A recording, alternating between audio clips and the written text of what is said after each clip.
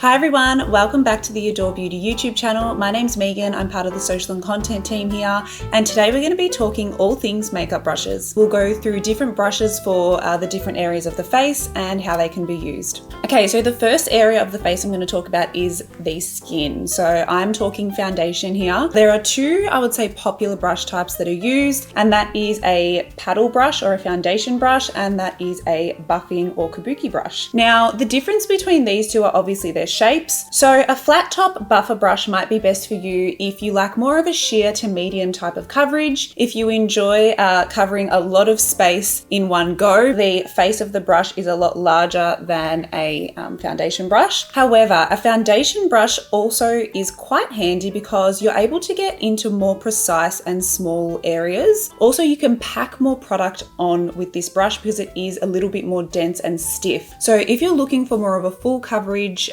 application, then a foundation brush can be really handy. Both work amazingly, and obviously you can get all coverages with both brushes. It just depends on your personal preference. So now let's talk about concealer brushes. The great thing about both of these is that they have synthetic bristles, so they're great for cream products. Now I like to use this Spectrum A18 brush to apply concealer to my eyelids. I also like this if I have to get in a really tight space, like around my lip line or in my nose area, for instance. So this is really good at getting into small spaces. We then have like a little mini buffing brush. I really like to use these type of brushes in places where I have applied my concealer. So for instance, I will use it to pat in concealer under my eyes or through the middle of my face here. You don't necessarily need this. It is just up to personal preference, and if you do like having that precise option in your kit. Okay, so now let's move on to powders. Let's just talk about these brushes with setting powder in mind. When choosing your brush size for powder, you need to think about how much of your face do you want to be able to cover in one go. For instance, I like to powder only certain areas of my face because I have normal to dry skin. With this in mind, I usually like to go for quite a small little tapered brush. So this is from the Katie Jane Hughes Times Spectrum brush set, and this is the brush 03. If you have oily skin or you just love to set your whole face with powder, you might want to go for something a little bit larger like these two options here.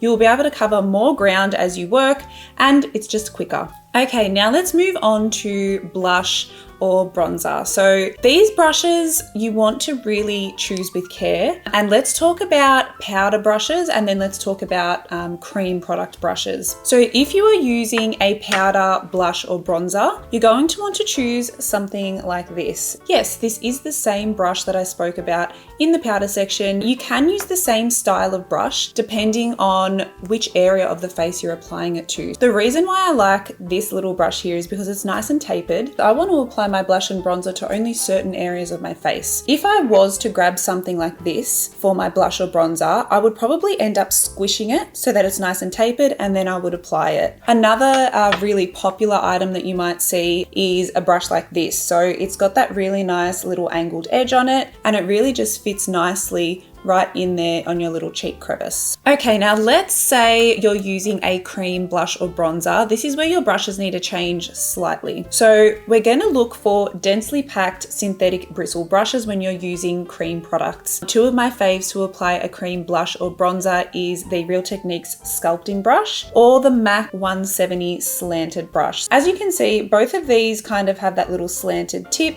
They're both really densely packed brushes, which is nice because when you're working with a cream product, you don't want too much flexibility in there because it may move your foundation underneath. And another little tip is when you're using a cream blush or bronzer, press and dab the product in rather than swipe to make sure that we're not interrupting any foundation underneath. Okay, now it's time to talk about eyes. This was very hard for me to narrow down because I could literally use like 10 brushes just on my eyes, but I've simplified it down. The first one that I want to talk about, and probably the most important one, the one that you'll get the most use out of, is just a plain old fluffy blender brush. Now, as you can see, this is nice and tapered. It's got a lot of flexibility to it. The way that I like to use these is I will always use my transition shade on a fluffy blender brush, and I will just push that right into my crease. So another form of a fluffy blender brush that you may see sometimes is this little guy here, and it is flatter and I would say more rectangle shaped than your traditional rounded fluffy blender. This does quite a similar job to this. However, this one is just a little bit more detailed. So if you just want to reach a certain point of your eyelid, then definitely add these to your kit. The next brush that I want to talk about in eyes is a detailing brush. These can come in different shapes and sizes, so I'm going to show you two popular ones. The first one I'm going to show you is this little, I would say he's a rectangle shape. This is the MAC 239S brush. Let's just say you have a really nice shimmery product that you want to get a lot of pigment out of. I would actually use this to pack on product. You're actually going to use a dabbing and stippling motion with this sort of brush. It's also really great at getting into really small detailed areas of the eye. So for instance, your brow bone, as well as underneath the eye when you really just want to add a little bit of shading to your lower lash line. The other alternative to this shape could be a pencil brush. So it'll do the exact same thing. They're just different shapes. So it's completely up to you. It's kind of trial and error to see what works best with your eye shape. The next brush is for all of the eyeliner lovers out there. I'm going to talk about an eyeliner brush. So this is the Spectrum A09 brush. I love that it's tapered. It's really, really great at applying a really nice liquid liner. Another liner option that I've been absolutely loving to get a super sleek and detailed liner is the Katie Jane Hughes 22 brush. So you can get this in her brush set. I used it today for my little brown liner. So yeah, any liner addicts out there, this is for you. And lucky last brush is a brow brush. And this one is from Anastasia Beverly Hills and it is the 7B brush. So you've got your little detailed slanted tip on one end and then you have your spoolie on the other end that you can go through and tame those brows with. So I really like that this is nice and fine. It's a really detailed tip and a spoolie is just an essential. So